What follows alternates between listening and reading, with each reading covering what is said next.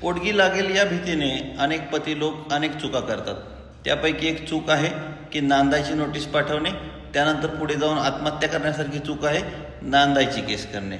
मित्रांनो, नांदायची केस केली म्हणून तुमची पोटगी वाचत नाही असं असतं तर घटस्फोटाची केसच झाली नसती. नांदायची केस केली म्हणून तुम्हाला पोटगी लागत नाही असं कुठं तुम्हाला केस लॉ आहे का?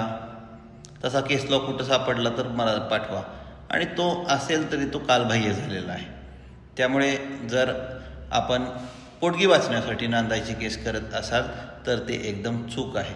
कारण तुम्ही जरी नांदवायला तयार असाल तरी पत्नी म्हणते की याने माझा छळ केलेला आहे आणि त्यामुळे मी नांदायला जाणार नाही. यामुळे काय होतं की घटस्फोटाची किंवा DVच्या केसमध्ये लागेल तेव्हा लागेल, सेक्शन 9 केसमध्ये पहिल्यांदा आपल्याला पोटगी लागेल.